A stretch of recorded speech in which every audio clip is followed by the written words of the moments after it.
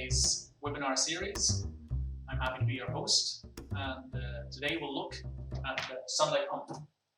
So this series is aimed at people who have just received their first sunlight pump and would like to learn how to set it up, want to know what the stats of it are, and we'll dive quite deeply into these topics today.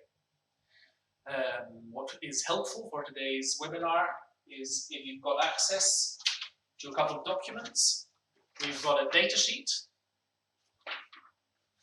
a quick guide, and an app manual, all of which you should have been sent by us prior to receiving the pump. So first off, let's have a look at the pump itself.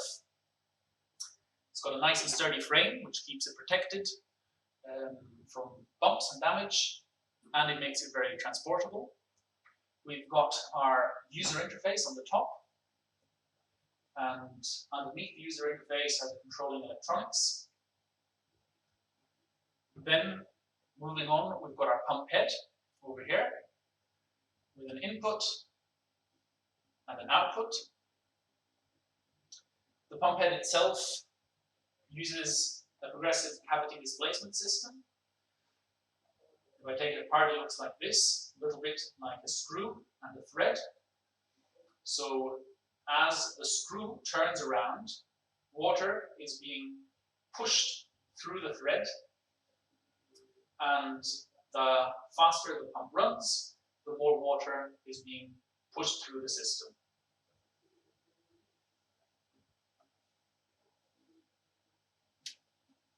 Next, let's have a look at the stats. To move along, you can just grab the data sheet as well, and we'll quickly run through the single points. So first off, you see that it pumps up to 22 cubic meters per day. So this means that we pump about 45 liters per minute. And this rate is achieved if we give it the maximum capacity through the solar panels. That means we have an optimum setup and the pump gets all the energy it needs to pump water. If we have a solar panel that is rated with less capacity, say we only let it run with a 100-watt panel, we'll obviously not be able to achieve these high rates of water flow, except for if we've got absolutely no height which we need to overcome. Then we see the second point. It uses the maximum power point tracking system. What this means is that the controlling electronics make the very most of what the solar panels deliver. So it always is on that sweet spot to make sure that the solar panels get all the power that the sun delivers. Then we've got the point 0.5 horsepower, which equals 373 watts. This is the power of this pump, so that you can compare it with other pumps. The pump mechanism we already explained, progressive cavity displacement pump mechanism. And as you see, we've got an online configuration tool, which you can find on our website. And with this, you can really set up your specific example of your sunlight pump. So in the online configurator tool, you can simulate your setup, changing the distance which you want to pump, the height which you want to pump, and the solar panel array which you are using. So your solar panel array would be between 100 and 500 watts, depending on your application. The display on the user electronics gives you a fast overview. So in case you've got warnings or errors, these will be shown, and using the manual, you can find out which errors or warnings are meant exactly. You can operate the pump with these two buttons, and you're always told what is going on exactly if you're paired via Bluetooth with your smartphone, if power is being delivered to the pump or not. So currently there are no lights on, our cables are not connected. this means the pump is obviously in an off state.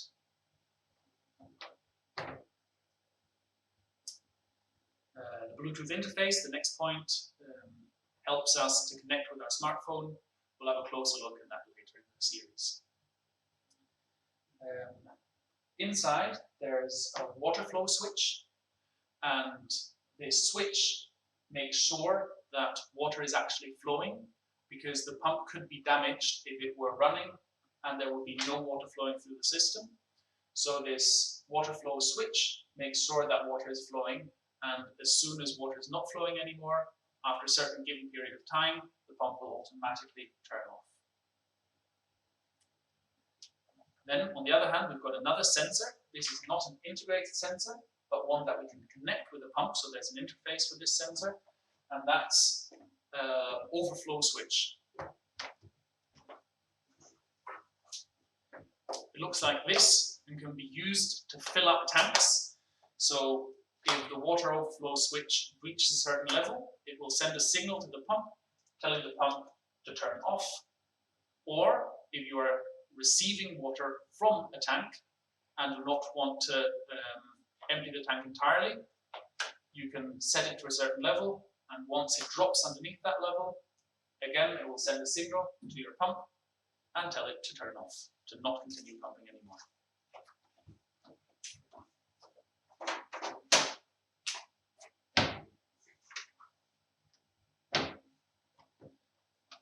So obviously you can run the sunlight pump with solar panels.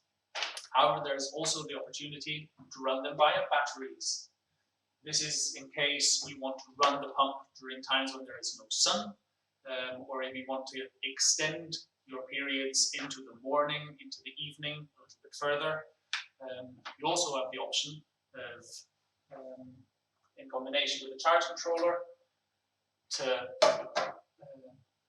load to charge your batteries with the solar panels in case you've got any excess energy that the sunlight pump is not using, and then you can use these batteries in the evening for home appliances or any other purpose you've got for these batteries that have been charged throughout the day whilst your pump was running and the solar panels got energy from the sun.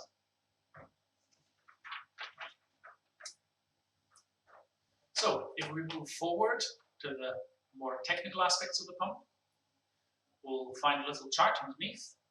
And first off is the total dynamic head. This is noted at 40 meters, and that means that our total dynamic head is made up of the height to which we pump the water, which is made up by the suction side, the pressure side, so water that is flowing into the pump would be the suction side, water that is flowing out of the pump is the pressure side, and then we obviously have some pressure losses within the hoses, so that depends on distance of the hoses and also diameter of the hoses. Longer distances and smaller diameters mean more pressure loss. Next off is the suction capacity at sea level, which is noted at 7 meters. This means that at sea level, we can place our pump at a maximum of 7 meters above our water source. This is already very high. Ideally, you will place it much closer to the water source, so less height difference. You see the little note, and the note mentions that when you go above 0 meters at sea level, which is usually the case, or very often the case, you will note that the suction side loses capacity. So that means for every 1,000 meters you gain in height, you lose 1 meter of suction capacity. This is simply a physical phenomena which we need to take into account when we set up our solar sunlight pump system. Next off, we've got the maximum water flow rate at 45 liters per minute. As mentioned before, this is the flow rate which you achieve if you've got perfect conditions, all the power you need coming from the solar panels, and you're not pumping to high heights, and you've got very little pressure loss in your hoses. Next off are 2 points which sometimes could cause a little bit of confusion. So these will be the range of maximum power point voltage. The range of maximum power point voltage is basically where your controlling electronics track the voltage of your solar panels. And the much more important aspect is the range of the open circuit voltage. And the important aspect there is the top. So this is starts at 17 and goes up to 65 volts. And these 65 volts are the maximum that these electronics can take.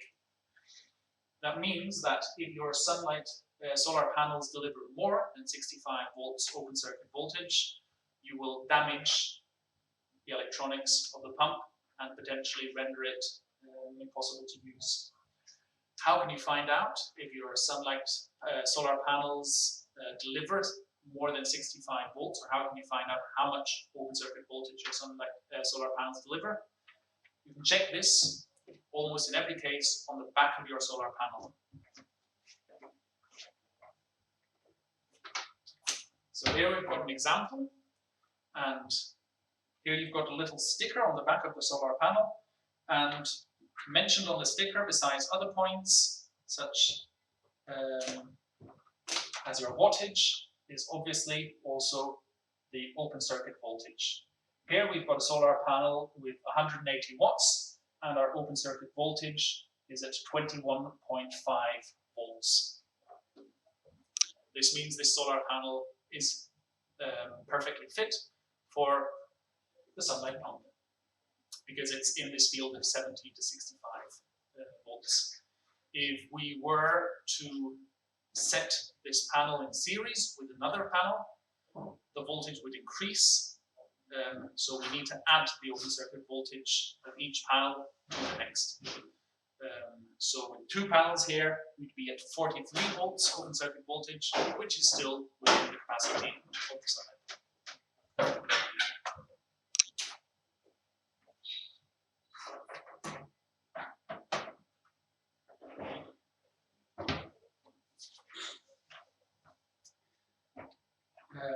Next off, we've got our maximum input current. This is at 9.5 amps, and this is the maximum amperage that our sunlight pump can take. Here, if we exceed the amperage, we will not damage the pump, but the pump has a cutoff point of these 9.5 amps and will simply not be able to take up any more input current. So if our solar panels have more than these 9.5 amps, cutoff point is there. Again, this information can be found on the back of the solar panel. Next, we've got our maximum input power, which is at 500 watts. And if we use a panel array with a total of 500 watts, we will be potentially able to pump water a little bit further into the evening, a little bit more in the morning, and potentially when there's mild clouds or a lot of clouds, you'll be able to get a little bit more out of your system. But under optimal conditions with lots of sun, you will not necessarily require a total of 500 watts to get the maximum water flow out of your pump. Then you've got the operation of the pump, which is 0 to 50 degrees. That's the recommended industry standard for pumps like this. Same goes for the temperature of the storage. Again, this is an industry standard. And make sure to use your pump and store your pump at these levels. So storage would be between -30 and +55 degrees. Pump dimensions, you can see for yourself, quite compact for the power that it delivers. The weight is at 14 kilograms, which makes it portable. 14 kilograms. And for the inlet, we've got a foot valve with a strainer. We'll have a closer look at that a bit later when we set up the pump. Good. You see the type of enclosure, IP65. This means it is sprinkler waterproof, so it can. It's not bad if water gets onto the pump in small amounts, but you need to make sure that it is not submerged underneath water. This is a scenario that can happen when you've got it placed in a well or close to a water source with varying surface levels. And when the pump is submerged underneath water, it can take quite serious damage and will need repair or replacement. So make sure that you don't ever place your pump in an area where it is danger, where it is danger to be flooded. Ideally, you place it a little bit elevated onto an elevated area. You can do this with, for instance, a frame or any other idea you've got. Good. If we move on to the second side, the back of the page, we'll find these charts and give you a quick explanation. The first shows you the performance of the pump, depending on the height and on the input power. And what you can read out is the flow rate, so how much water will be flowing out of the pump. I want to mention especially that the input power on this side sometimes causes confusion. So the input power is what arrives in our cables. So not the maximum power that your solar panels deliver, but the actual power that arrives at the pump. To find out what the maximum power is that arrives at your pump, you can use the Sunlight Pump app, which will show you this power displayed on your smartphone. So again, the input power does not equal the maximum power that the solar panels deliver. Let's take an example. We say we've got our pump and we want to pump water to the height of 20 meters. So we'll need to use this line here, which says 20 meters at the end, and we've got our input power of 200 watt. So we follow the line of 200 watt up to our 20 meter line, and once it hits it, we can track this point here. I'm not got a pen to show you more exactly, so we'll just need to make do with my finger.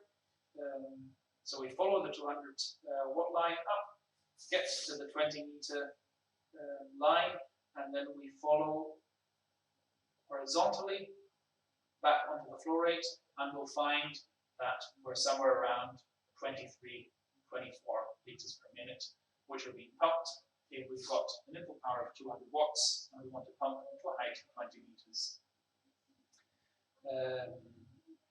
So in the next table, we'll find out about the efficiency of the Sunlight Pump. And for the efficiency, we see that the efficiency is a little bit lower, obviously, at low input power and at low heads. So the lower the head is, we see here the circular element. The first one is a 5 meters head. We've got a fairly low system efficiency if we are at low input power compared to if we are at high input power and at a high total dynamic head. So the total dynamic head, say we would take a 20 meters, which is the X, which is here, and we follow the line. We can see the system efficiency increases. The higher the input power is. And what you can take away from this chart, or the main takeaway, is the system efficiency increases with higher input power and with a height between about 15 and 40 meters. We are in this field here, so in the optimal field of system efficiency. Some people are confusing system efficiency with water flow. So just because the efficiency decreases does not mean that the water flow is lower. It just means that the input power that we're getting is not translated to water flow as efficiently as in this fuel here. One thing I forgot to mention on the above table, you see that the cutoff point is at about 5 liters per minute. So if we fall underneath 5 liters per minute, you need to be aware that the water flow switch, which I mentioned before, will not be deactivated. So if it's activated, this means water is flowing, and if it's deactivated, the water flow will, this means the water flow is stopped or fall underneath our required 5 liters per minute, and then the pump will stop by itself to prevent damage to the pump head mechanism. Good. On the last page of the data sheet, you'll find an example of a battery setup. So you'll see the solar panels, the charge controllers, batteries. Here they are set up in series, and the sunlight pump, which is the output of all our energy. We've got, if you look behind me, exactly this setup. We've got our batteries, we've got our solar panels at the back, which aren't connected, and most importantly, we've got our charge controller. All of this is not yet connected, but we'll have a look in the next part of the series, which will be how to set up solar